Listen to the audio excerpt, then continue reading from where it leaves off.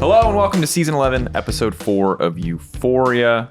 Joining Caedrel and myself today is our special guest, Perkz. Oh, you calling me special? You are special, brother. Thank you. You're also not only you are special. Thank you. Thank you. See, that's why we keep inviting you. You can, yes. Give us about 30 minutes. We're just going to go back and forth and call each other special. Once we get it out of our system, you can come back. Come in, it's like a full-blown no, you're special! Just screaming at each other. Not only special, but also number one in the league. So this is an exciting time to have you on, Luca. First place, baby. What, which timeline is this? Like, what timeline is this? Is it 2016? Oh, wake up, Grandpa. What goes around comes around. I'm like sleeping, dreaming of first place, and then someone comes, wake up, Grandpa, it's not 2016. Bro, we know what the secret to success is. You just grab Perkz, you import a jungler, you throw him next to him, just bam, instant first Jungler place. gets MVP. It's actually true, yeah. Yeah, History might it was repeat Trick itself. back in the It's actually day, true, yeah. get that Korean flavor. Now you got Bo coming in as well. It's Yeah, good. a little bit of LPL Yeah. aggression. Hell yeah. Suits you well. I like it.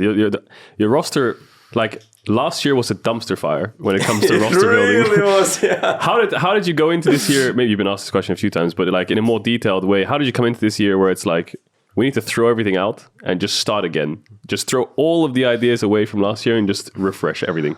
Well, to be honest, even the year before, it was like kind of just like everything happened so fast. And like, you know, I was in C9, like they already contacted Vitality during Worlds. I mean, Vitality contacted during Worlds, like, and all these players were just kind of picked up really fast.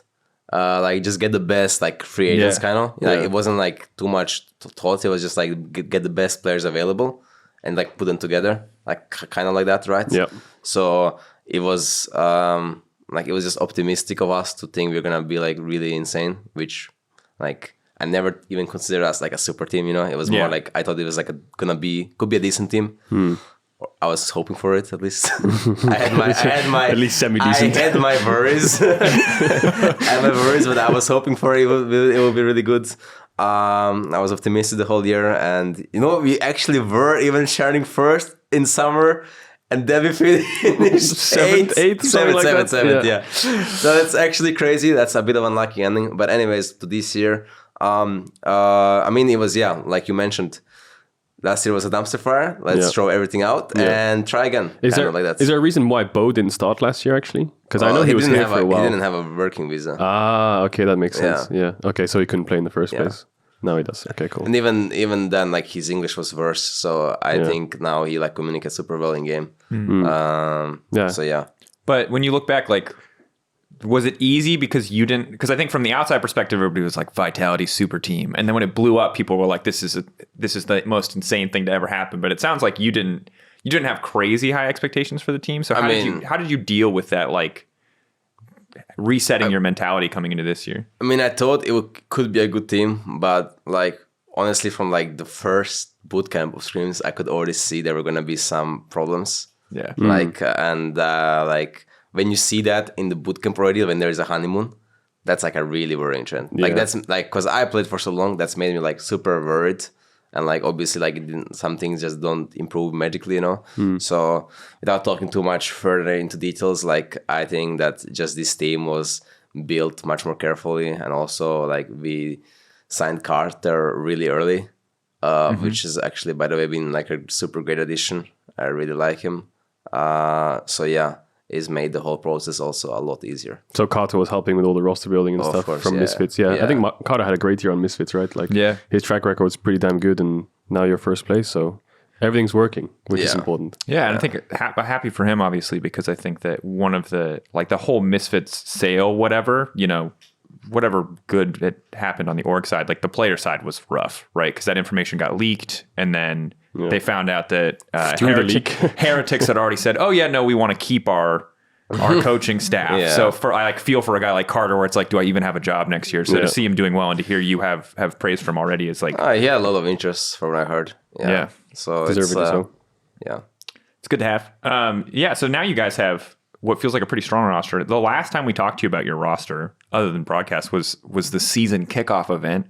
Such a great and wonderful time that we all had. We all had a great time there. And you were sandbagging expectations so hard. You were like, maybe we make top 8, guys. Maybe we make top 8. Oh, yeah, my jungler, doesn't talk at all. You were like really like I feel like you were just trying to get us. You were like so scared of us building another super team narrative. You were like just trying to tank your expectation, tank the Vitality stock right off the bat. Yeah. But now that we've seen, that your team's actually pretty good.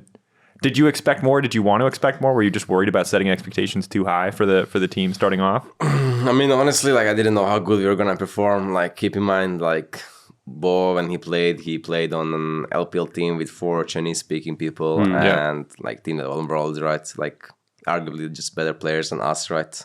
Who like brought him in. He hasn't played for 2 years competitively, and then he has to play in an English-speaking environment. Then you're like voting from Challenger Series, like. He's played Challenger Series. Okay, it's not a bad league, right? But it's like still, not a major league. Yeah. And you don't know how you're really going to perform. And then like from Neo and Kaiser, I kind of think we are, like I could expect them to play well and like to not int and all that. So I think they're like really good at, like they're, how do you say, fulfilling their expectations in my head, right? Expectations. So I think it's just like Photon and Bo being better than I thought they would be, like on stage. So it sounds like a lot of the focus in terms of improving and like making sure they feel comfortable is on the top jungle because, bot lane's probably stable. You've got decent expectations.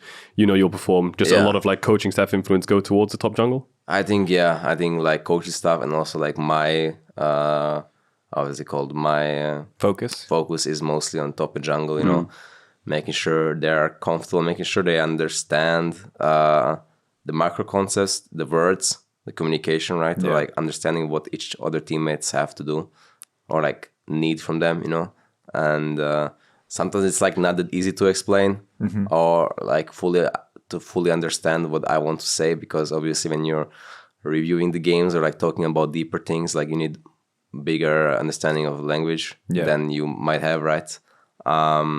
So there is struggles for sure. It's not easy, but at least like there is progress, and I can see like the small progresses, in like the concepts that we do, and So it feels to me like, I mean, the really good news if a Vitality fan is listening to this is that like you guys probably aren't even close to your ceiling then in terms of like where this team can be in terms of team play and skill. Because right now you're 5-1, you're but trying if like bait expectations out of no, him. I'm not trying to say like I'm not trying true. to say you need to tell me that you're going to win worlds. I'm just saying that like it feels like there's a lot of growth to be had, because if you're telling me that your top lane and jungler, not only are they like young players who need to learn the game on a deeper level, and the language, but then also that there's a language barrier, that just sounds like it already takes a long time to teach young players how to play the game. And then on top of that, you add a language barrier. I'm guessing it probably doubles or triples the amount of time it will take for those concepts to stick. Like that sounds like, to be honest, this is like a nightmare. That sounds really hard to do. There's always like questions, right? Like what if like, I don't know, they start feeling homesick, or what if like,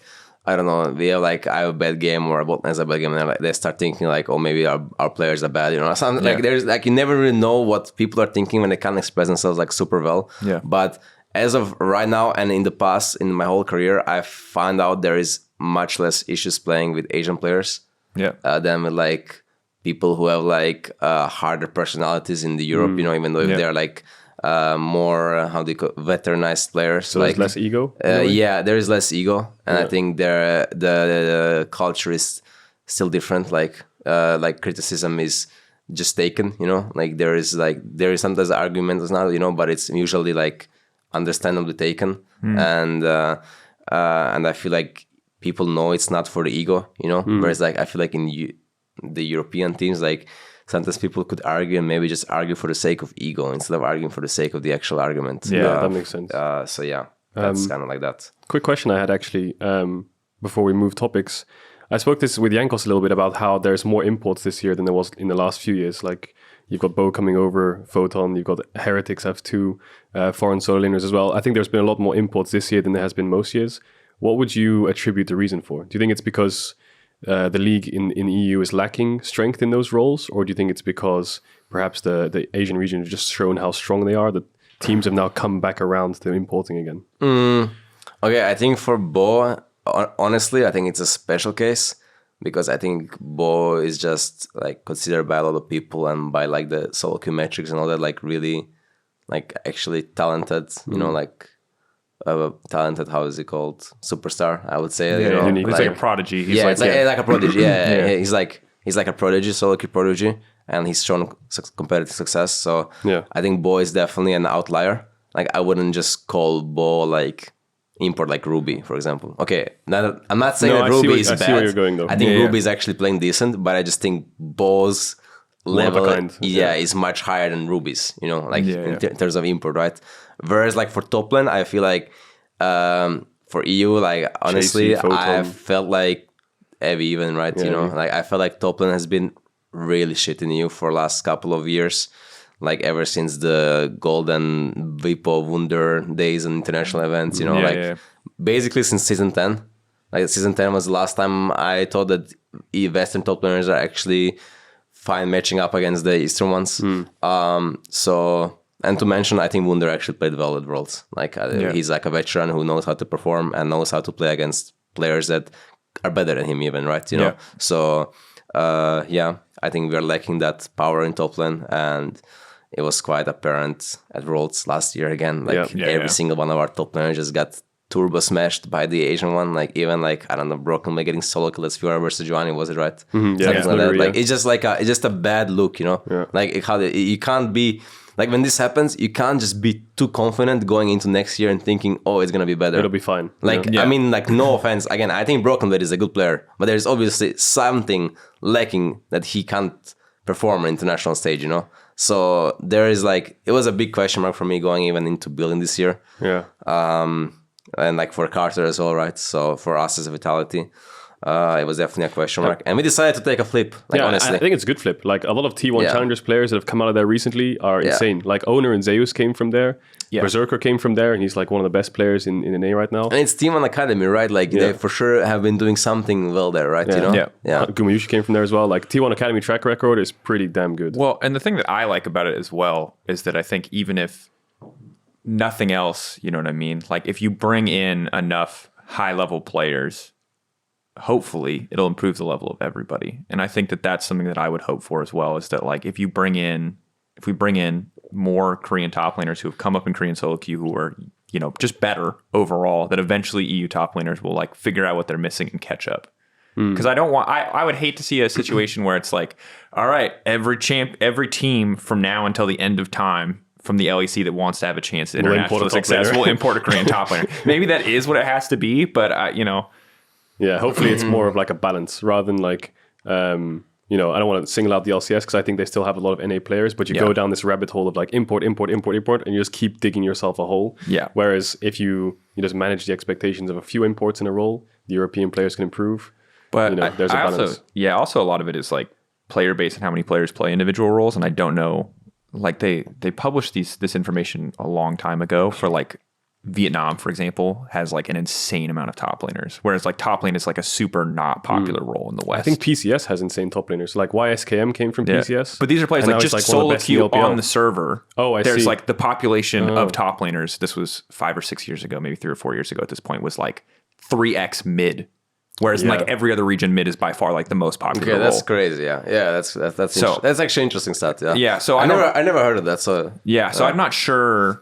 We talked about it at Worlds a few years ago. Jat was really into those stats. I'm not sure where those stats are now, and I'd be curious if Riot would be willing to publish them again, or maybe I can ask if I can talk about them, because it wouldn't surprise me if there's just way less players interested, like any role that's weak in any particular region, if that's just a representation of not a lot of people actually playing that role comparatively. Like obviously enough for queues to pop, but there's a difference between queues to pop versus like if you're a top laner, you're waiting 3 minutes for a queue to pop because there's so many top laners, or you know, like that's crazy. Yeah, that's something I never really thought about. I wonder what Korea looks like as well. Korea to me is probably a lot of junglers. I just feel like every time I look at the ladder, top 30 is just like 20 junglers. It's crazy. Not entirely sure, but it would be interesting to track. I mean, I hope first off that obviously like you guys are going to continue to find that success, but it does feel like the level in top lane, maybe partially because of the meta right now, because top laners actually fight each other outside of one particular Ornn game. You know, we actually get to see a little bit more mechanical skill expression. But kind of focusing in on your last week, obviously 5-1 now, match versus G2. It was a banger. Yeah. I was sweet revenge. Sweet revenge. I feel like you guys, I didn't really know who was going to come out on top. I was kind of like, ooh, I think it might be G2, but you guys completely shut down their bottom lane, which I thought was an excellent showing from Neon and Kaiser.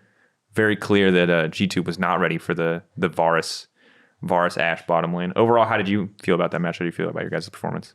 I mean, it's always nice beating G2, but it's like not really satisfying unless we beat them in playoffs. Like I don't want to be happy, beating them in regular season.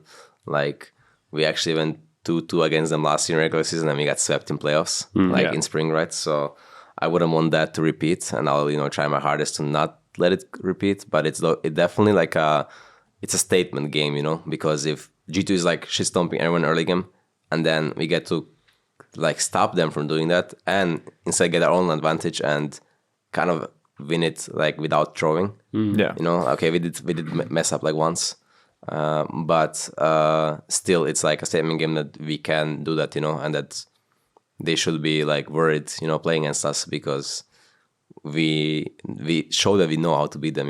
It wasn't like it wasn't like a fluke. Yeah, exactly. I mean, and it's important for other teams, to know as well, who is the top dog right now. Yeah, kind of. It is true. Yeah, and I also think that like in the past when that's SK, by the way. That's SK. Just SK to make at the sure. top. We'll touch on them We're soon. gonna get to talk about SK. Yeah, because I think in the past when you were with G2, obviously, and you guys were on a tear. I just still remember this interview that we had with Prawley where he's like, there's just this aura where they're just untouchable, and you just assume, even if he's walking up and it clearly looks like he's inting, that like his jungler's right behind him. And I feel like we have these moments in EU history where there's one team that's untouchable, and that team usually just gets away with random shit. You know what I mean? Because people are so scared that they know something that they're the better team. They must know something that I don't. Yeah, that used to be the thing, I think, a lot in the past, though. Like those years, season 6, 7, 8. Like stuff like that. I think season 9 as well, kind of with us, but then in season 10 I feel like it started, like people started like removing that fear, and started like fighting more and like actually showing what they got, in a way. No, which I like a lot, and I think that it's good that you make G2 look mortal. Not that SK didn't also have a fantastic game against both of your teams and lineups, but like you prove that you can beat them, and I think that just makes that matchup. If we probably won't get to see it in best of 3s, I expect, but when we do get to see it in best of 5s, assuming the season continues as it does, just makes it that much more exciting. I remember like a long time ago when I was playing with you guys in the regular season, like season 9 and 10 G2, like you would get an early game lead, but the game would still feel really impossible. Like you guys just moved around the map so well, and like you made it so it's like an even game state, or maybe you'd make like teams scared of making plays because obviously, like you said, they're walking up, so something must be wrong here. But when I look at this G2 lineup, I think your draft was insane. Like you just banned Draven, Kalista, Elise. Yeah. You negate their whole early game. I mean, we didn't even know they're going to play Elise because they haven't showed it, and he doesn't play it really.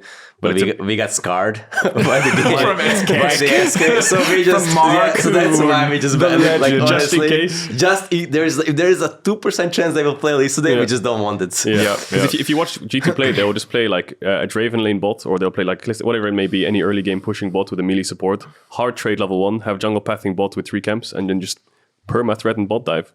And if they don't have that, it feels like their plan is a bit they look a bit different. So to me, G2, maybe they do have like a really high skill ceiling, but right now you can see the growing pains of like how to play the game. I think when they get an early lead, it's over.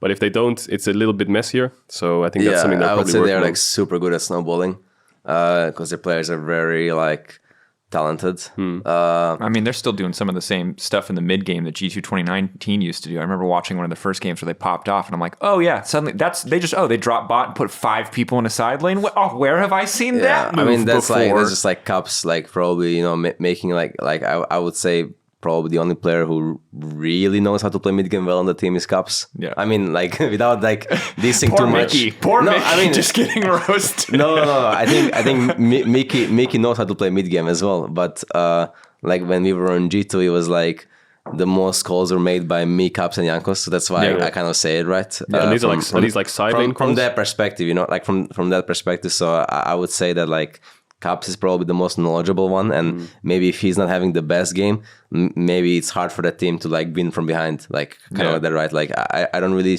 I'm not too sure. Obviously I'm speaking out of my ass, but they're really good when they're playing from ahead, right? Yeah, when they're playing ahead, it looks like a different game. When you say the Caps Union, when you say mid game, is it more like how to fight objectives? Is it like, or is it more like side lane oriented? More like creating opportunities to win the game, like whether it's side lane or whether it's taking a flank or whether it's like trapping or something, right? Like doing some play that will make you win the game. It's not about like specific one thing. It's just like, what is our win condition right now? You know, how do we take enemy next? Like, and what is some the people way? like overlook or like don't see the angles that you kind Some people just don't know how to win. You know, some people don't know what items do you fight on, like, or how do you fight? You know, like all these things you need to talk about. You know, which Drake do you give? You know, I need to mention all this earlier and make plans, right?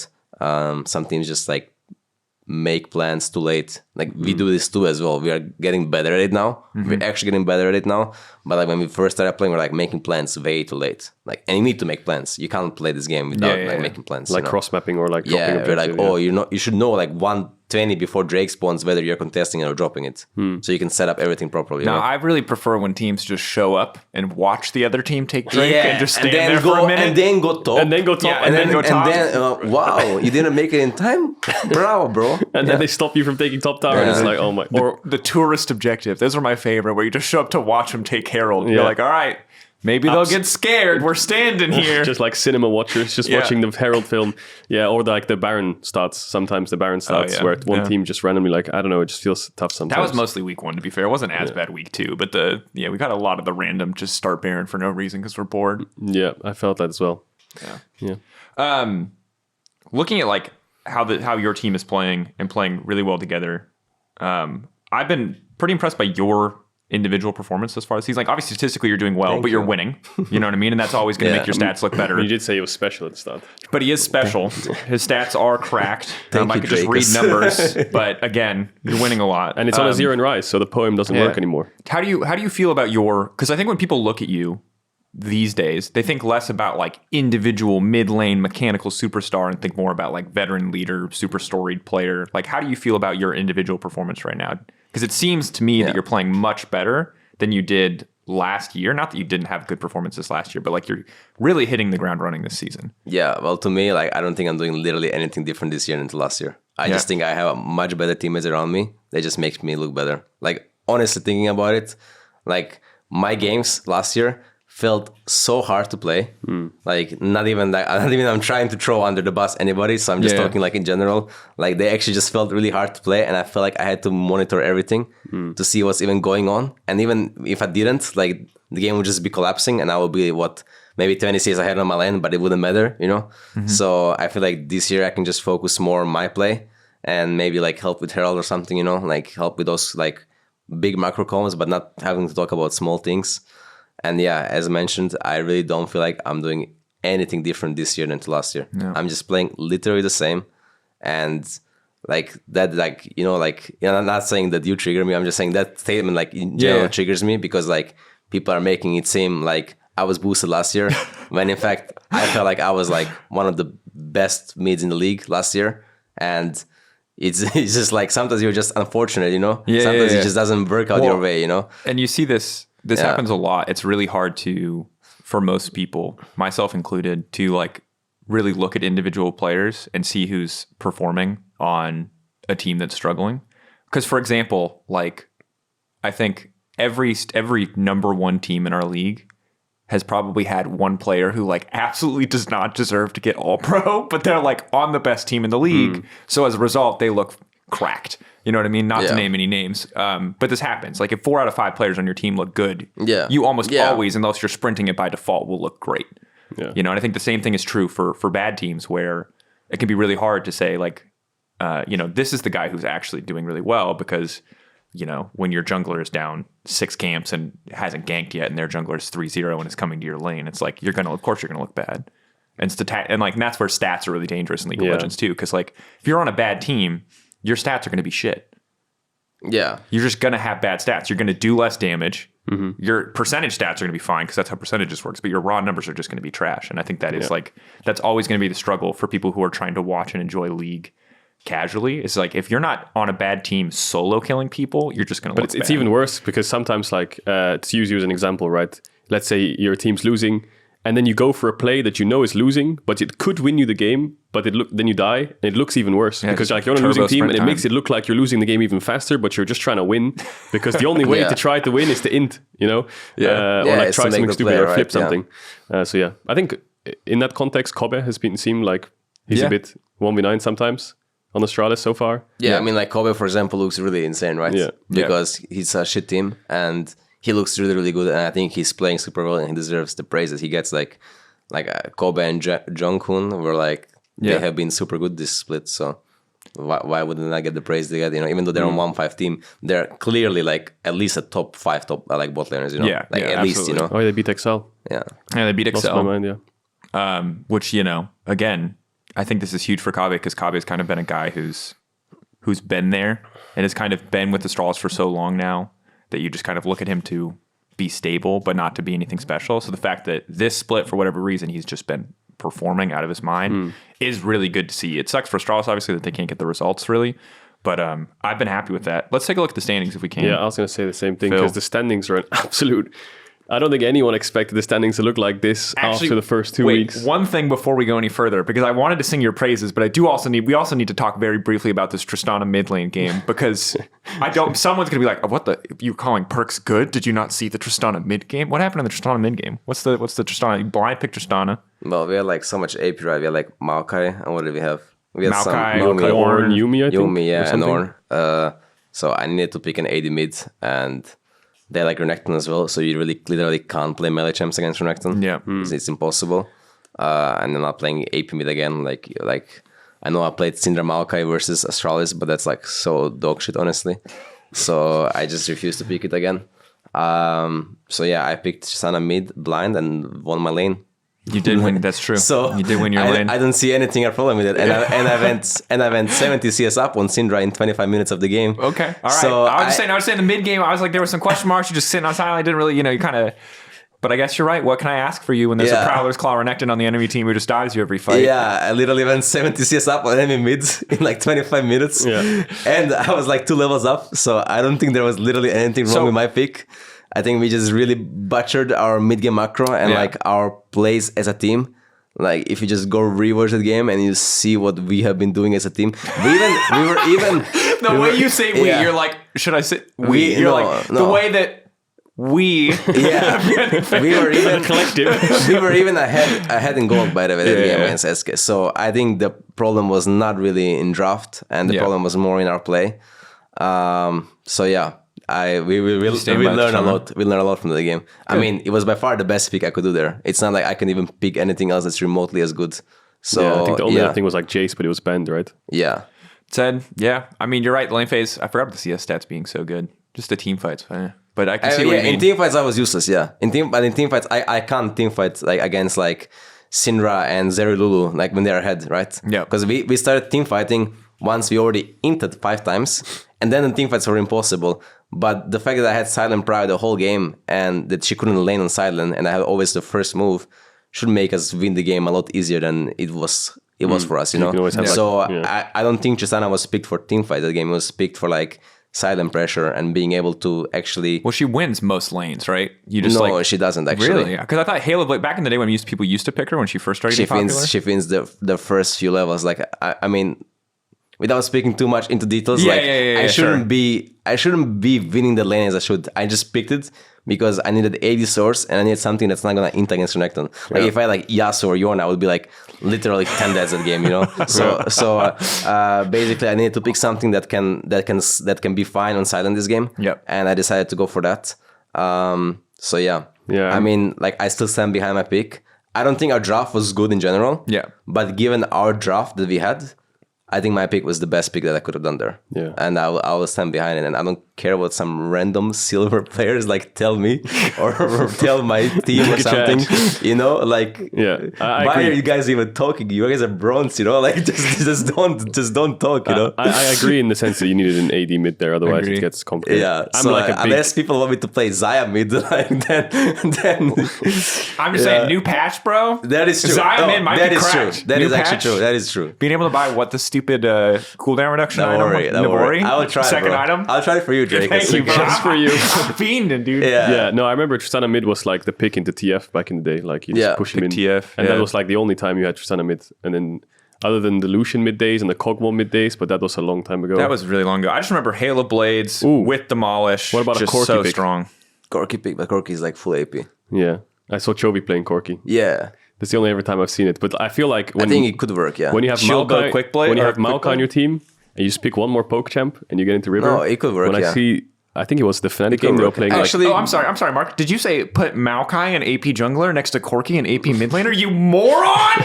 How could you? Why would he want an I AD don't know champions? what the build would be, but I just remember seeing the Fnatic game when they're playing Maokai Jace Yeah, I mid think jungle. actually if we and I had was like, if we had AD top, and then I could pick Corki. Yeah, I think it makes sense. Yeah. Yeah, I don't remember what your 4-5 was. I remember But with Ornn, like with we Ornn needed it's like hard. some DPS, the champ, you know. Yeah. I mean, it made sense. When I looked at it, I was like, shit, double carries. I can see it. Your team, like in your team fights, I know you didn't pick it for team fights, but in theory, if you don't get really far behind, you got Maokai freaking Ornn. Like you should just be able to free hit most of the fight, no? Yeah, let's just say, let's just move on from that. Let's move on from that. Like Anyway. I would like to. If I speak, I get in big trouble. That's Oh, fine. yeah, That's fine. Well, I don't the want you to thing. throw anybody under the bus here.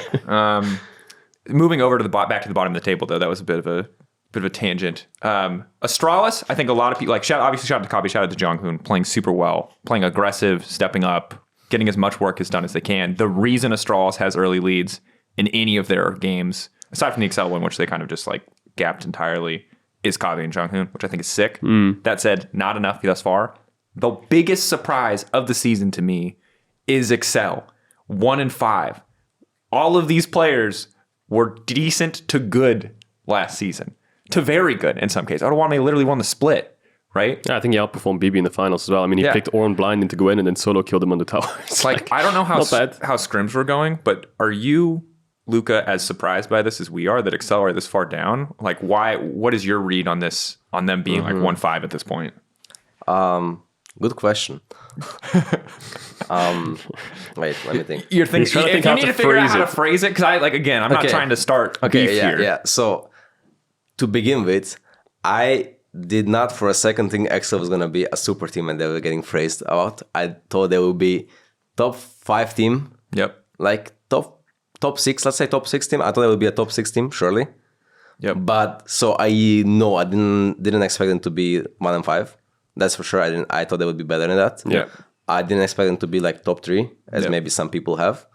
So they have definitely they're performing below my expectations.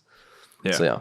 Yeah. I think the thing that's so shocking, because I think if you show me SK and BDS being as competitive as they are, there's a world where I could believe XL or any other team is 1-5. You know what I mean? Just because they're caught off guard by how, they have a rough start, whatever. But Excel are really struggling. Like individual performances are rough.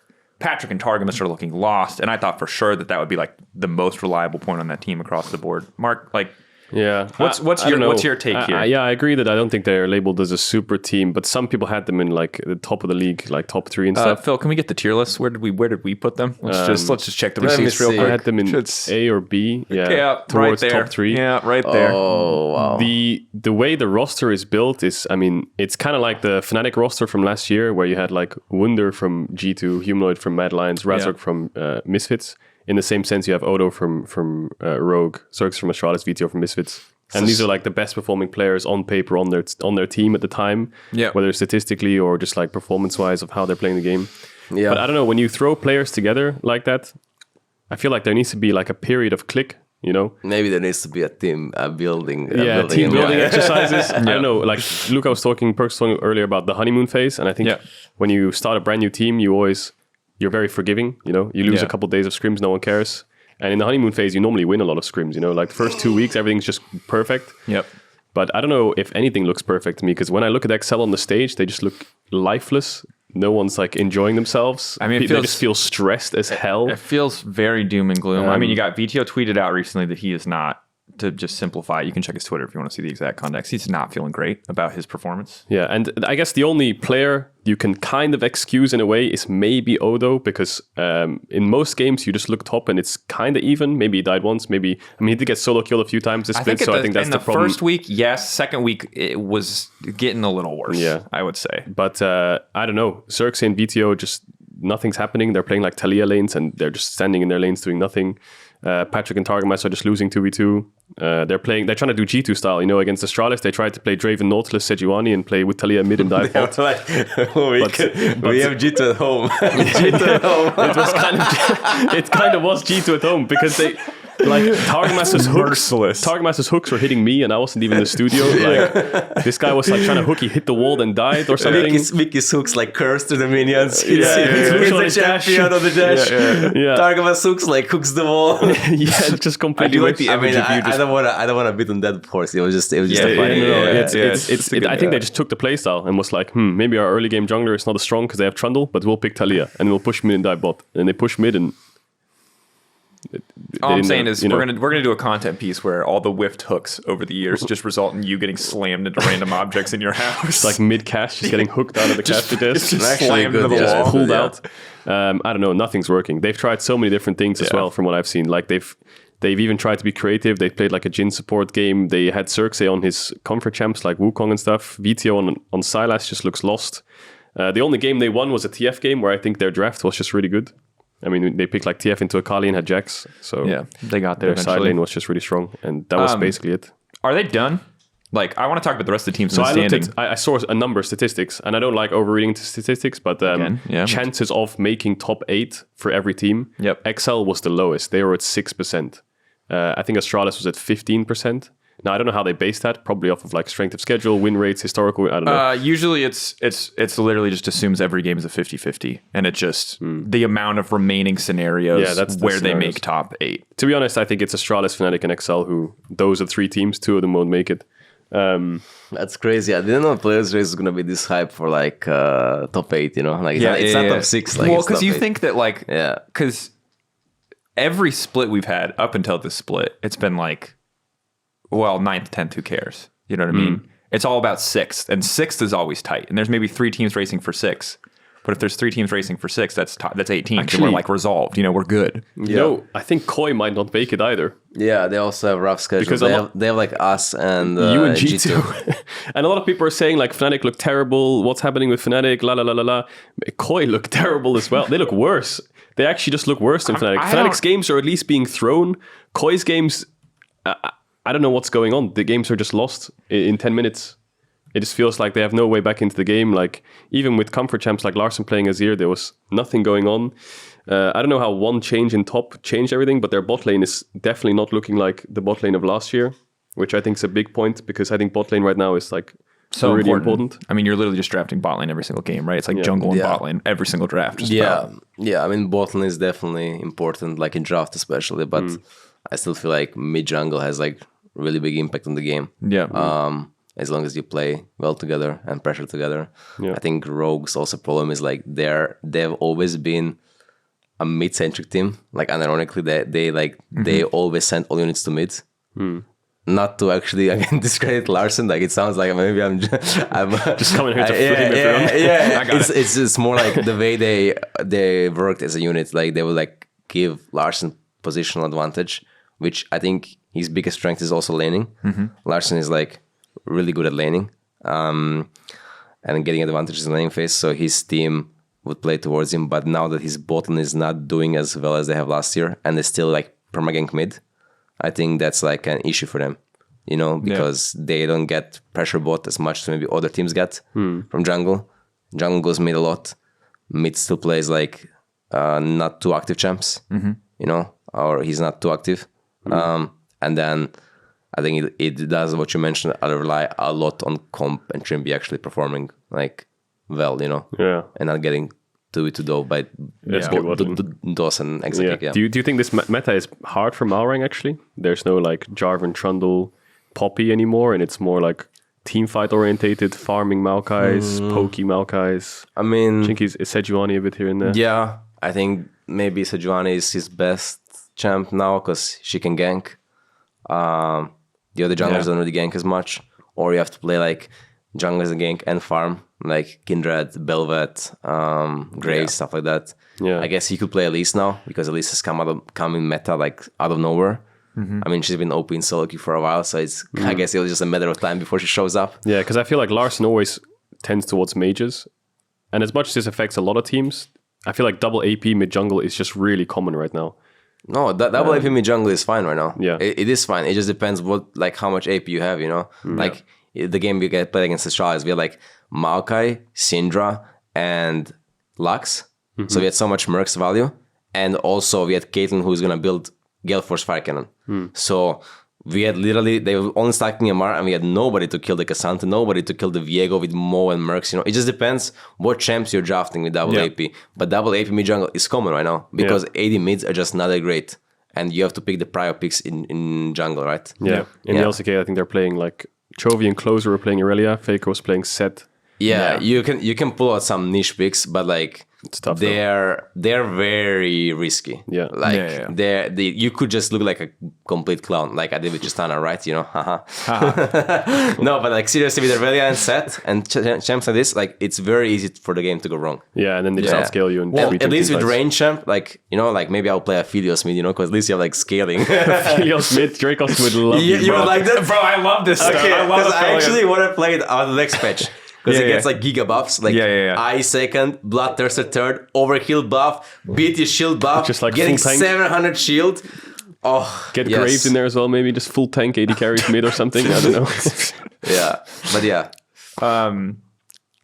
I see what you're saying, and I think it makes sense. I think that historically, EU has always, and maybe it was because we were more of a best one format. Maybe this will change in best of threes. Strayed away from the super volatile picks. Like Irelia. When Irelia was super viable as a flex pick back in 2019, I think we saw more of it. But But since then, we don't see... It's why we don't see a lot of these. Like, Fiora always surprises me, but Fiora is such a meta staple now that it's maybe not as surprising. We don't...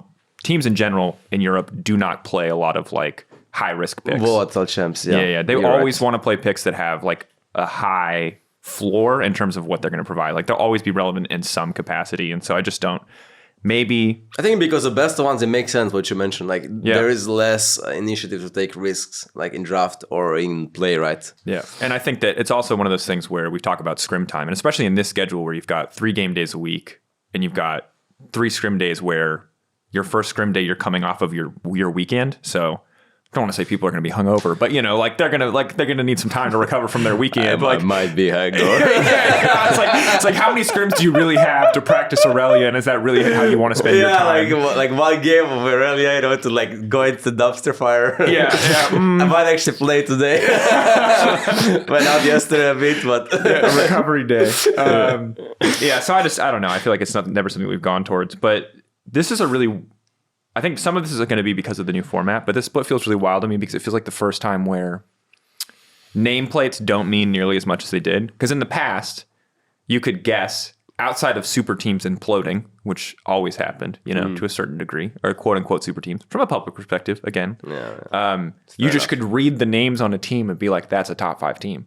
That's a bottom 5 team. And very easily sort through. And this feels like the first split where you can't do that. Because if I read the nameplates on Fnatic, Koi, and Excel, I'd be like, those are top 5 teams easy. If I read the nameplates again on SK, BDS, Heretics, I'm like, bottom 5 team. And not easy, maybe in Heretics' case, on nameplate value. But it's like, this season, it means nothing. And the craziest part is, these games that SK and BDS are playing, and they're winning, they're playing good. It's not just like 4 best of ones, which they pick scaling in, and then just flip the fight on around Elder or something. Though I will say, I think SK is probably better than BDS, just because I feel like BDS wins have been handed over by Adam a lot. Adam, Unironically, Adam is like the best performing top player in the league. Adam is good. No, the meta is so like wildly good for him or something. I don't know. You wouldn't believe it if I said it, but ironically, Adam is like carrying his team giga hard. Well, like this Darius game, and look, I have to. I kind of have to eat my words because in the past when we watched Adam play Darius and Olaf, I was like, this is the most annoying thing in the world because he either kills somebody or he does nothing all game because these champs are useless. Yeah. But he has retained that crazy champion pool, but individually, dude's way better. Like the meta also fits him. The meta for sure fits him. Don't get me wrong. If it changes over to tank meta, we'll see how he goes. He does. Like he even got advantages before, but he would throw them randomly. Yeah. Like he actually just carries now. He just plays smart. He doesn't overextend. Yeah, exactly. Like Adam, the glow up from Adam last time we saw him in this league to now is actually sick. Also, Crowny is playing like Jhin and stuff. Yeah. They're playing like a lot of Jhin lanes, Jhin Tam. So bot lane is like chilling. I like it. If Adam's going to play Psycho pick top lane, let him play Jhin bot lane. I mean, how deep does it go? I mean, he's got Darius, Olaf, and Jax, and in Champions Queue last night he was playing Garen. as well, and Garen His against Garen, Jax. you know, he was like 5 and 2, and he had like a massive. Yeah, he might actually play. Ironically, might actually play Garen this week. Yeah, if they get banned out, I think might play towards Garen because in Champions Queue I was watching Bo, and he was playing. I can't remember what it was, maybe Elise or something, and he pressed tab, and they were like 21-7 in kills down, losing the game. And Adam was like 6 and 2 on Garen with like a 500 shutdown, just like 40 CS up, and I was like, how many more psycho picks is this that guy was got? against Photon, I think. By the way, Photon was like, can't play. But is there? I also saw Bo and Photon messaging each other, and they were like, Bo messaged Photon. He's like, "Hey, I'm against Adam. I'll gank top." And then Photon was like, "Okay, good." And I was just like, "Wait, do they just hate him or something? Do they want to like tilt him before a game or something?" I don't think they want to tilt him. I think that's just a strategy. If Adam's going to play Garen, I think you gank the Garen lane, or you just accept your fate. You know. Yeah. I'm excited for Sunday then. BDS versus Vitality. We're casting that game, so hopefully we see some Garen. Cracking. Hopefully Yeah, but overall, like, why do you think that we're seeing so many of these big name teams fall? Is it just, I don't want to like, and again, this is kind of actually a difficult question, so you don't have to answer this. But to me, it's starting to look more and more like either the off season or the preseason practice blew up for a lot of these teams, and the team environments just seem not great. Like, you talk about how Vitality is very diligent in like building a team that would work well together this year rather than just grabbing the best available players. And for Fnatic, they grab the players they perceive to be the best available players from a roster that already, again, from an outside perspective, was volatile last year, that we know had some internal struggles. And Excel grabbing 5 players that they thought were the best available just doesn't seem to be working. So is it just that like team construction this year has just been sloppy? Maybe I'm just trying to figure out. I'm just spitballing here, but I'm just trying to figure out why there's so many teams full of like players who on paper should be performing well, really well, but it's just like all of these teams look like a hot mess. I mean, maybe they haven't been sloppy in team building, but maybe they just didn't know what to exactly expect as well. Yeah. Because for me, the teams that get along the best usually win the most. Mm-hmm. I mean, obviously they have to be good players as well, right? Yeah. But for example, I know for a fact that Vitality and G2, they like each other, like the players. Not like the teams, but and like Mad Lions, I'm pretty sure. I think they get along quite well. Yeah. So BDS probably teams like SK and BDS who have had really probably low expectations going into the LEC. Yeah. Like as similar as when I joined with G2 with like Trick and Emperor and Hybrid and Kiki Stop, right? Like I didn't have much expectations, and we're getting along well. And winning games, it gave us big confidence boost. We were super happy. Like we were like just riding the high, right? Mm-hmm. And we end up actually winning the split even. So they have probably similar vibes where they're like just happy that they get the chance to play in LEC, you know, for some second year, for some first year, right? So I would say that, SK and BDS have decent players, pretty good players, like, how do you say, not bad players. Yeah. Like, and they're riding that high. I still think it might be harder for them in the later parts of the season to contest with like us and G2, for example. Whereas like what you mentioned, Fnatic and Koi and Excel to an extent, but to a lesser extent to me, like just performed way worse. Like I would have expected Koi, you know, I would have put Koi in S tier as well. Whereas like it wasn't clear what Shigenda was gonna bring. It's quite clear now that, you know, what he brings is like less than what Amne brought to the team. You know, obviously, you know, he's like a rookie, right? So, I mean, a rookie, not really a rookie, but like he's not the most experienced player. He's not like a veteran. Yeah, exactly. Yeah, and but the thing is, lots of the other parts of that team, like he's just not performing as they used to as well. Yeah, and for Fnatic, like that team was like either gonna be good or just gonna be bad. Like, and I think it's the latter one. There was no middle ground. It was either going to succeed or it was going to crumble. Yeah, they probably might make it into playoffs and might even make the best of 5s, like the first best of 3s, but I don't think they're going to be contesting for the top spots, personally. I think they have way too many obvious issues that, you know, just not going to magically solve themselves, Even with time, you think it's not going to solve it? No, I don't think so. They're going to make roster changes, I'm like pretty sure. After a split or two, you think they'll change roster? I think so, Well, I mean, for an organization like Fnatic, if they don't make top 8, you assume that something's got to go. I think they will make top 8 though. Like I think they will make top 8. Yeah, I think they're likely to make it looking at their schedule. They play Mad, Astralis, SK. Right, yeah. And then you look at Koi, who has like Vitality G2. You know, it's kind of like you balance it out. Yeah. Do you think XL would go in that realm of roster changes as well? Yeah, if a I roster think like so, that yeah. doesn't make top 8? Yeah, I'm 100%. Like when you make a roster with these kind of expectations and you like fail to meet any of expectations by a large margin, Even the minimum. Yeah, even the minimum. Yeah, I think there is no even point going on like with the same roster. Like you need to make a change. Is it like it's not even like anything personal. Like you don't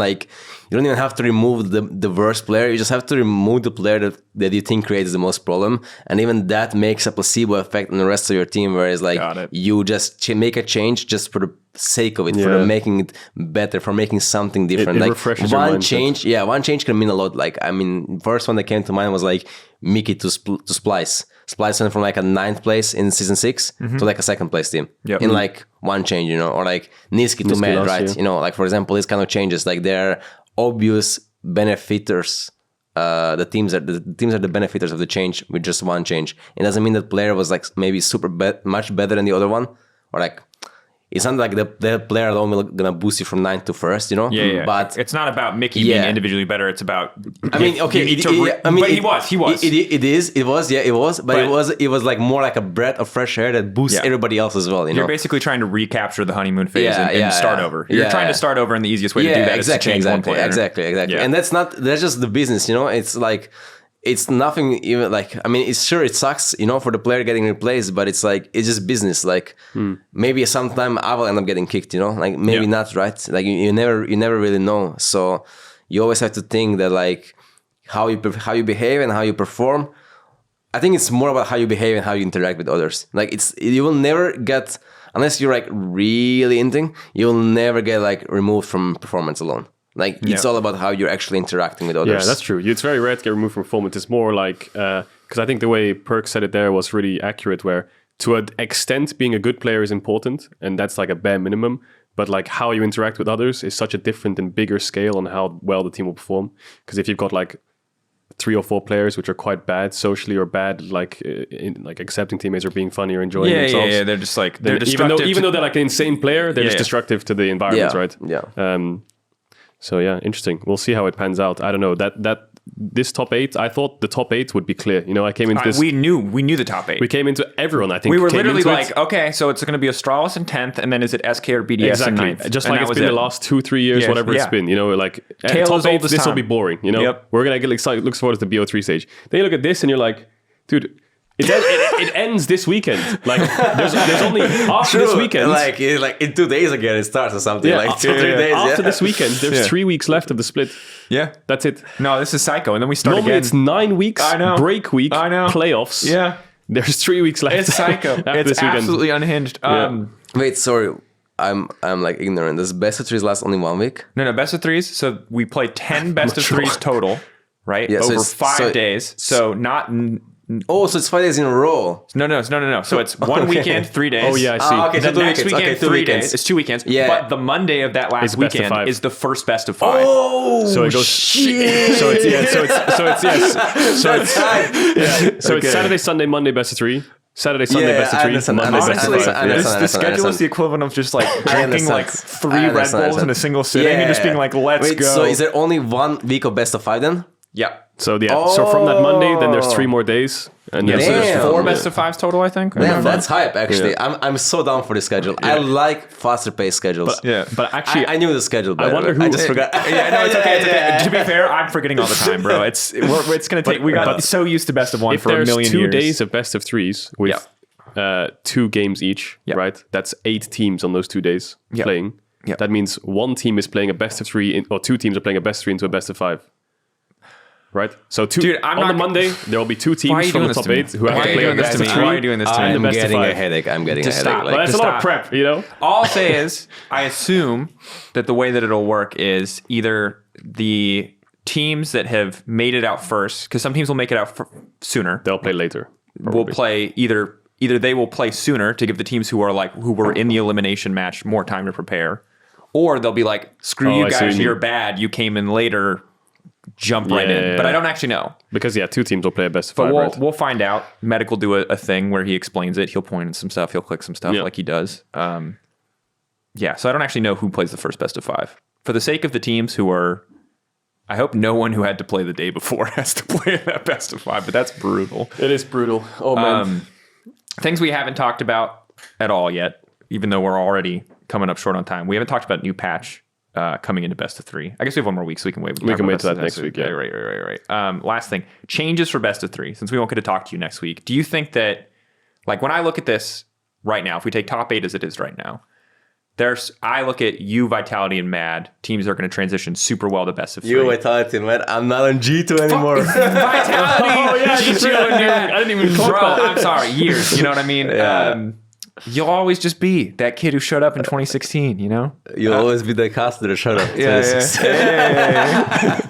Or we're just the old boys now. Yeah. True, yeah. I'm not sure how SK and BDS like actually adapt to best of 3, but I feel like your team, G2, Mad, teams that are more proven in best of series, I feel like should get even stronger in best of 3s. Do you think that's fair? Yeah, I think that's a fair, like, that's what I would say as well, right? It would be like a fair, like, for me, I'm expecting to meet G2 a lot this year. Yeah. Like in the best of series, like quite a lot, because I feel like they will have the edge on the other teams. Now, it would be nice even if we got surprised, you know, like if somebody like SK or BDS or even Mad like show up a lot in the best of series.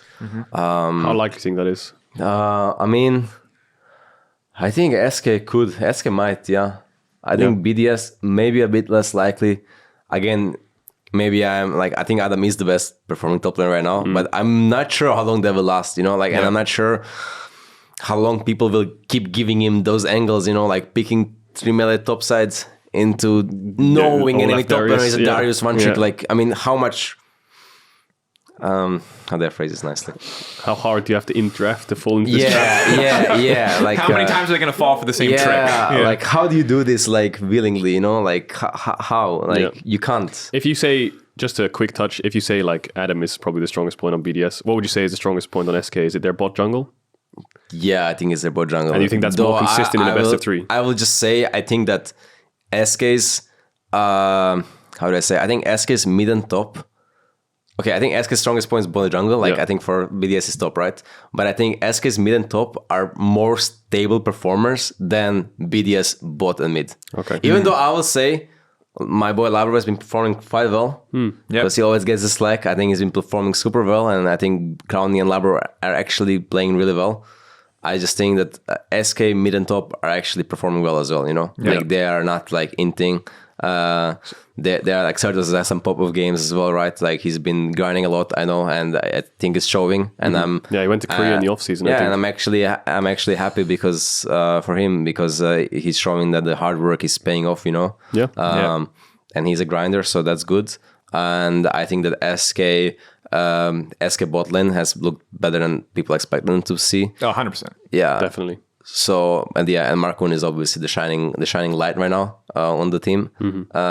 Maybe the team does depend a lot on how Markun does in the early game, because you know the games he's played in week 1 he has had inactive junglers. Yeah. Well, and he also he started playing much more active junglers. He said in interviews too that it now has to talk a lot more in this team than he ever had to talk in the past. He has to worry a lot more about what everyone else is doing, and so I think that like. When junglers also have to be primary communicators, you can see when they're playing active early game champs, the entire team looks way better. And so it's true. Yeah. If he falls behind or if he has to play a slower jungler, like I can definitely see that. So I didn't actually hear that he said that, but given the fact that he said that, like it just makes me feel like it might be harder for them also to adapt to like different metas, you know, like we will see, right? Or maybe they have a lot of rookies and unexperienced players, like you could Irrelevant and Certus having 1 year max in LEC.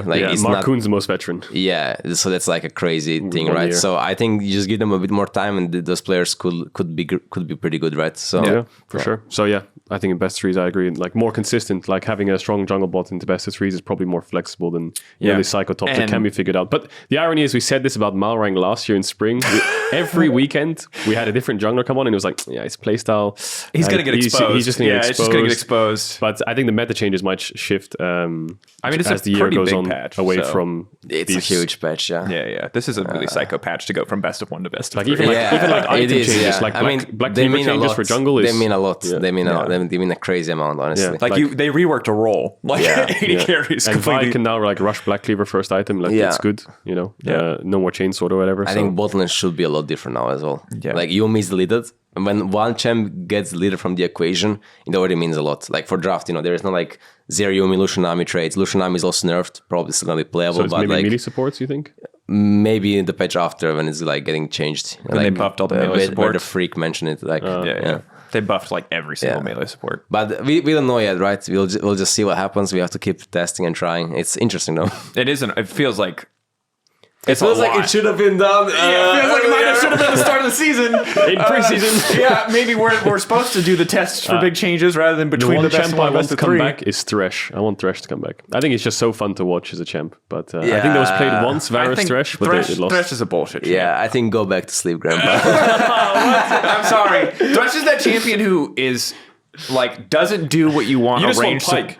Yeah, I mean I do, but Pike is like we're on the same page here with champions that you're probably just throwing if you pick Honestly, them. I think Thresh is just so useless, man. That's The why thing I'm is, saying like, gotta get him buffed up. I think He's just worse so than all the useless. engaged champs at Yeah. engaging, and he's worse than all the ranged champs at winning ranging, lane. yeah. So it's like, Yeah. when do you pick He's Thresh? in the middle ground of being useless. If you could play blind pick, But you could pick two Threshes against each other. But I think like Otherwise- design-wise, like the best champions ever he's designed. really he's sick. cool. Yeah, he's one of the best Jhin, Lee champions Sin, ever designed. Thresh is up hands there. down. Thresh Sick is as hell. like so sick, yeah. The Little- champ is so sick. Little I agree. rework, maybe some souls animations, I don't different know, man. spell. I don't know what he Crack needs. him into this, But but he was so He insane. needs to just watch. more stats because he doesn't do damage. Yeah. Like if you I don't know if you guys actually watched League back then, like season 3, Yeah, 4. Like Thresh used to one shot. Yeah, Like I remember. his I remember flay, playing, like, Infinity his Edge flay Thresh. literally Five-man literally shield. one shot. The Like hook, level flay, one, level boom. 1, you could kill enemy by yourself. Yeah. And now he doesn't do any damage. So of course he sucks because he literally doesn't do. You have to hit hook, ignite, E into ult to do like any damage, like some damage. But before, if you do that, you get 100% a kill. Yeah, like Star couldn't even do 100% a kill. If you get hit by Thresh hook before, you are going down. Yeah, it wouldn't surprise me though if he's just one of those champions who. Actually, now if you get hit by Thresh hook, you're very likely to even kill the Thresh. Just turns into a free kill for you.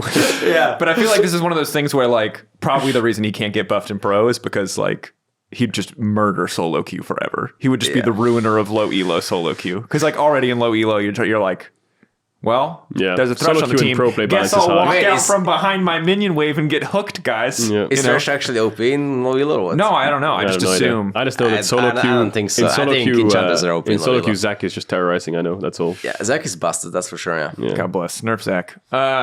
Last thing before we go, big games coming up this week, but I do want to get final predictions for the two teams that are not making it. Who are finishing 9th and 10th? Astralis is an easy one.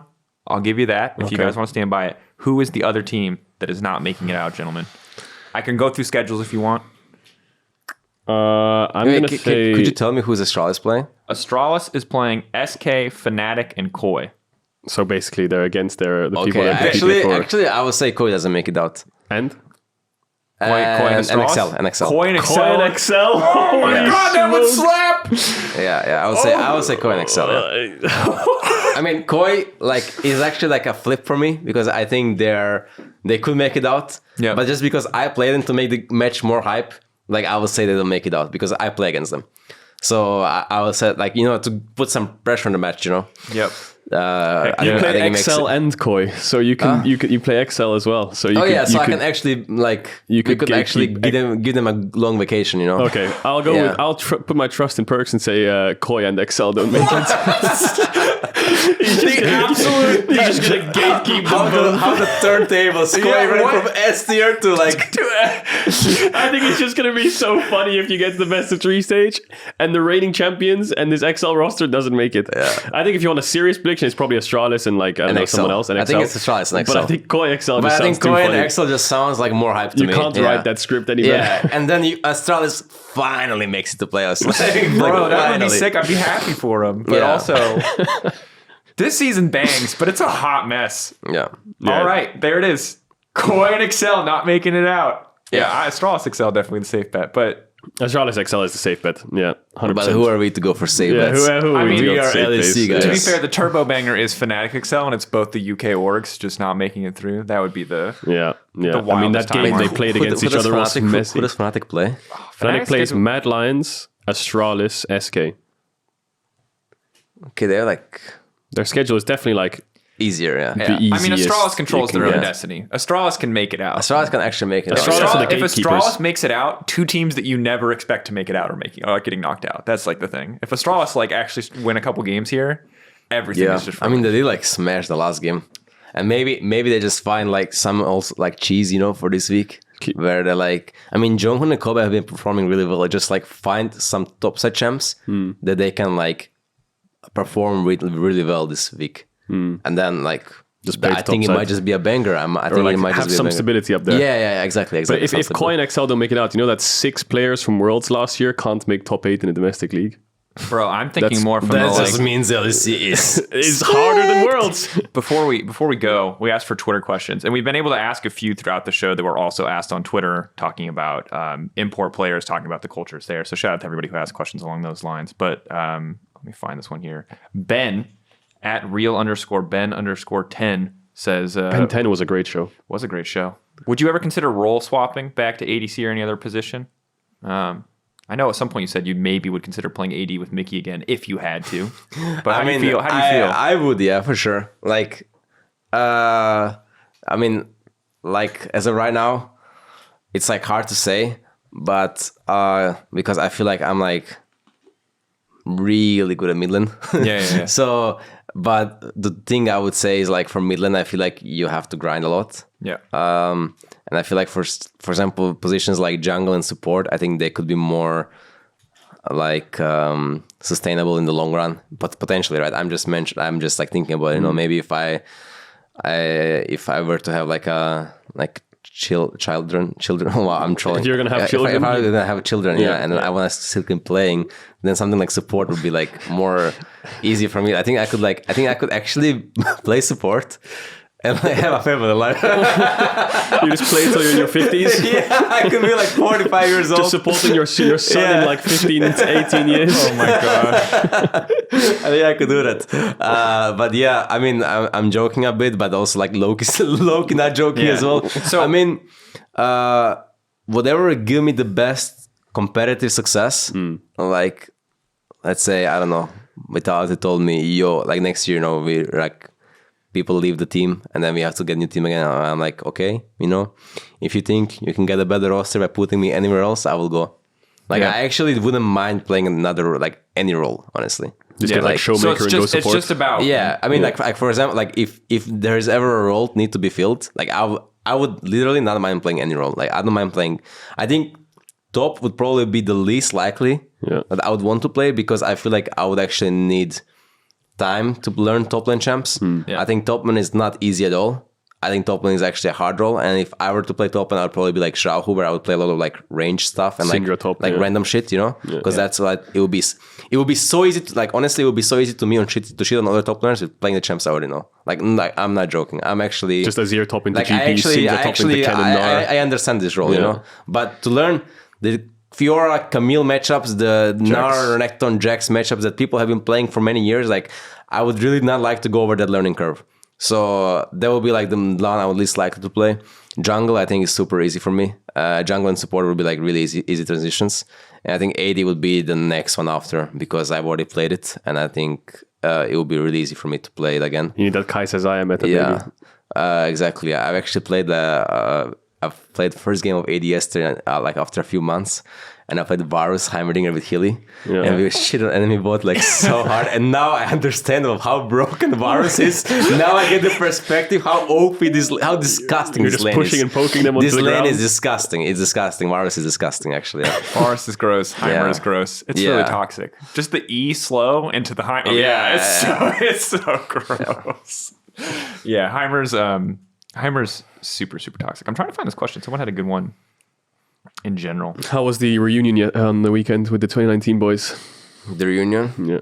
Oh, the picture, you mean? Yeah, it looked adorable. It looked so cute. I mean, it was just Michael wanting to take a picture of us, and I was like, sure, I didn't even know they wanted to take a picture of us. It was just funny. Do you hang out often with the boys?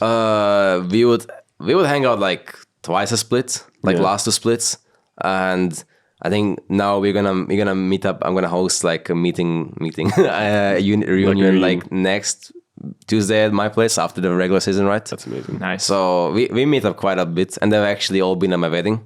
Yeah. Hell yeah, that was sweet, dude. I love those pictures. So yeah, we're gonna have some, when I get the photos done as well, gonna have some more photos of them as well, and other guys actually. Photon, the first time he ever met me, he came to my wedding as well. Really? Yeah, Wait, Photon really? was there. Nice. Yeah, Photon and That's Bo were amazing. there. Yeah. So yeah, he came with Expect from Korea. I love Expect. Nice. Yeah, so that's actually, it's quite funny, and there was a lot of esports people. Well, Yeah. dude, it's crazy to see like them grow up, because in everyone's minds, it's just like nostalgic 2019, the golden days.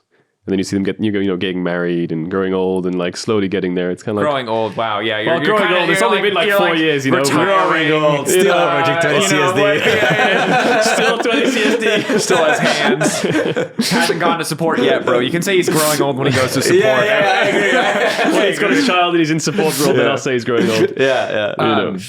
So if you don't want to answer this next question, that's totally fine, because it's not like super explicit or weird or anything. But Blip at @Seus_EU says, how do you balance your professional career and being married? Does it like change your lifestyle a lot, or is there anything you've had to do to kind of figure out how to balance? Your new. No, it's a good question. It's a very solid question. I had my like a little bit of how do I say, concerns, like not worries, but like concerns, like how I will manage it and how it, like, will it be hard or something? But I actually found it just to be easier than it was before. Like, who would have thought, right? Having a person that matches you and that is supporting of you will make life easier, right? So I didn't have too much of expectation. Like, how would I say? I didn't make expectations going into it. I had like a little bit of concerns, like how will I manage a solo queue with like spending time with my wife and doing things together also and stuff. But it's like, it is actually completely fine, because she has her things she has to do. She has to study. I have to play solo queue.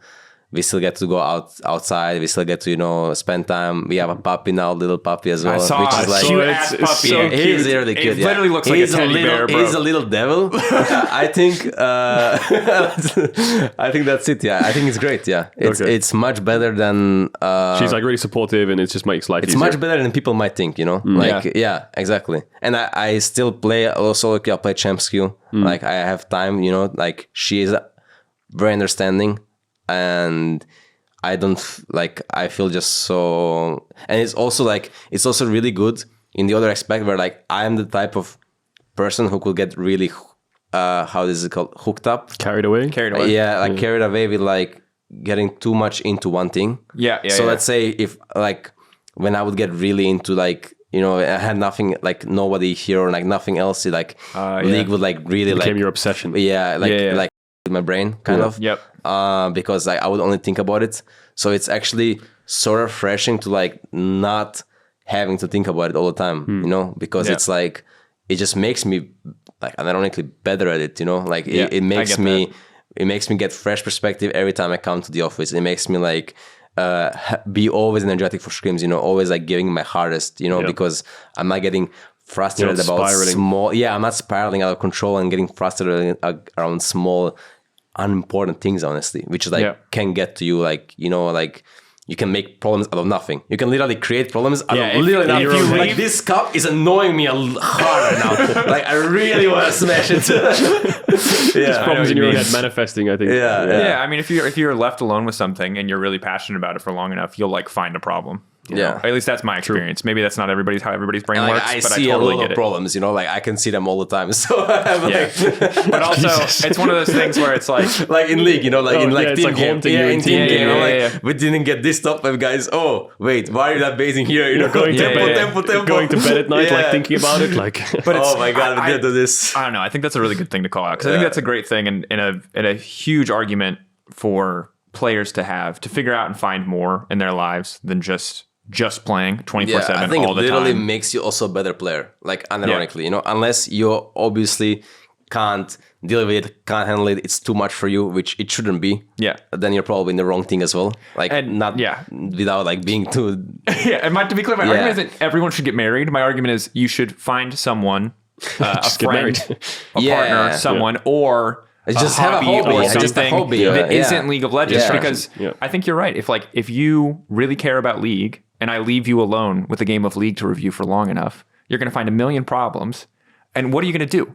you can tell your teammates tomorrow and then you have to let it go. But if you've got more time on your hands, you're just going to go in circles because there's actually nothing you can do. At a certain point, it's just not productive anymore to focus on something or to analyze something. So I think that's awesome. I'm so happy that that's working out for you, dude. That's like sick. Like I'm Mark really said it happy before, too. but like unironically, like growing up, dude. Yeah, You're it's growing up, yeah. And you're still successful in League. It's growing up. It definitely is, yeah. Like just yesterday, I was 17 joining the league. Bro, I think talking mad Getting shit. sentimental, Yeah. No, I think throwbacks. Your balance is really should resonate really well with a lot of players, because I think especially teams too, when it comes to signing people in the off season, age is like, or people who are growing older have responsibilities. People are like off-putted by that, and I think that as you grow older, you do get more responsibilities. Well, and so they think that burden of responsibility will make you a worse player.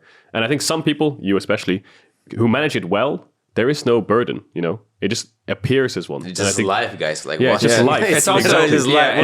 You don't have to have an 18-year-old or a 19-year-old who's going to sit there for 15 hours, you know? 30 years old in his basement playing League, you know? Exactly. Yeah. My jungle didn't get top. I just like it because I feel like you, and I think Odo's in a similar boat, not that his results are super fantastic right now, but I know that he found a lot of hobbies. I think that having positive role models that are like good and successful in League of Legends in a way that isn't just like, 20 hours a day, just focus. Nothing else in your life. I think is cool. Even Faker does like a lot of, he does loads of meditation. And it gives me hope too for like players as they get older to actually hold on to their careers and to keep going. Because I do think that it's like, you kind of have to freeze your life, or it used to feel like you had to freeze your life in time to be successful in esports. You were going to go into the gaming house and you were going to live with the boys until you weren't old enough to play anymore. And like, that was your life. You lived in basically a frat house for gaming. There's takeaway bags everywhere. Actually, I've been living in gaming house for 5 years. And now when I look back at it, like, I don't know how I did it. I don't know how you did it either.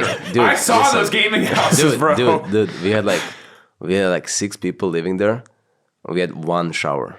I know. We had one shower. Mind blown. We had one shower, like, and I'm thinking, like, if we were like, let's say, like a team like SK, I mean, back then, right? Like, we'll probably like hate each other. But since we were winning so much, It was easy. like, it didn't matter. You know, like these things didn't matter because it was all about the result. But now, like, if I were to live in these conditions, like, wow, Yes. man, like I know how would you like feel. hate my whole team, honestly. Yeah. So it was fine because you didn't know better, and also it was fun because it was it's a gaming house. Yeah, It's and also- so we're playing video games. It's gaming house. But I think the thing is It's LAN party, baby. boot it up with games. And there are players, I think when you're young and you're a young player and you're just starting pro and you're living with a bunch of other guys that are like-minded where you've mostly just been Yeah. online the entire It's time. fun. Like, it is fun for a few years. Giga fun, yeah. But then at a certain point, like, there's times where like you want to grow up and you want to do your own thing, but you Space. feel like you I can't. mean, there is You know what I mean? there is benefits and there's also like flaws, you know, because Yep. like you don't want to spend your time with your teammates the whole time, and then maybe if you feel like you don't want to spend it, you still spend it with them even though you're frustrated because they will think that you don't want to spend it with them. You know what I mean? Yeah, like yeah. you can't just like suddenly go to your room and lock yourself there because they will think you're depressed or something, Yeah. right? You Yeah, know, yeah. like there's You have pros to and meet cons. their expectations. Yeah, exactly. You're kind of living in a relationship, like unironically, you know, Yeah. like if you care for your team's success, you know. Yep. At least that's how actually, like looking back now, that's how I felt in G2.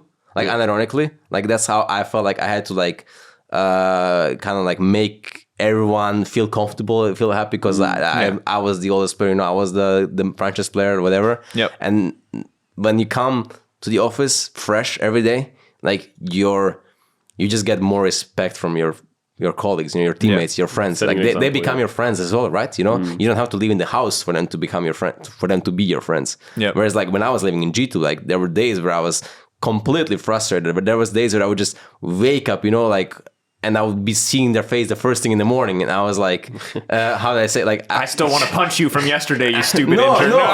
not like this. Not like that. No, but like, yeah, not like this. It was just I don't want to see your thing, your thing. That's a different episode. I don't want to see your face. I get it. I want to see your face first thing in the morning. Don't want to see your thing first thing in the morning. No, but I get it. You need I a also break. don't want to see your thing first thing in the morning. Okay, all right. Well, we'll note that. Sorry, we'll start the next episode differently, Luke. I thought, man, With our things. no. You know what? I think on that note, we're just going to close because I don't feel like it gets any more wholesome from this point out. Thanks as always for coming on, Perkz. Oh You're a my God, fantastic always guest. Congrats on the new puppy. Can't wait to see more pictures. And I'll bring it to the studio one time. yeah, Oh, hell yeah, yeah. you should. You're locked best of Actually, 3. no, I'm not allowed. I'm not allowed. Oh, the puppy might I'm not destroy the allowed. studio. Yeah, I'm not allowed. So I you're not allowed remember. to. I'm not allowed. Like we brought Karz's puppy last split, and they didn't let it in. And no, they let it in, but they were like, "Oh, bring it next time. We'll find you." Ooh. So I don't think I'm allowed to bring a puppy. We already used our one-time puppy You card. used the one-time puppy card on Yeah, Carzy. All right, yeah. fair enough. Well, thanks again. This has been Euphoria, Season 11, Episode 4. Final week of Best of 1 just around the corner. You heard it here first. Koi and Excel not making it to top 8. Wow. Drama. Yeah. Saturday, Sunday, Monday. Tune in, 6 p.m. Crazy finish. That's Crazy the clickbait drama. title. Yeah. Going what on. it is. Koi and Excel won't make it to top 8? You won't believe what you see now. You won't believe this one It's like, have you secret seen to those, not have you making seen those top like 8. football montage thumbnails where it's like, you won't believe these goals, and then there's like I mean, I Ronaldo don't- standing there, and the goalkeepers are like edited 6 goalkeepers on either side of the goalpost. It's like, what the hell? Yeah, That's all we need. To be fair, that's what your YouTube thumbnails look like No, too. it's not. Mine are just like epic hero shots. They're All not. right, They're not. whatever. They're not I don't super think- edited. Yeah, I mean, Bullshit stomping US server. oh my god, Destroy KW, how did you HMQ. do it? Oh. That's social media these days. That's baby. how it works, baby. That is Gotta right. clickbait. That's That's why we right. gotta That's get right. clickbait. Hopefully you enjoyed the podcast even after clicking whatever clickbait we put together, and we'll see you guys next week.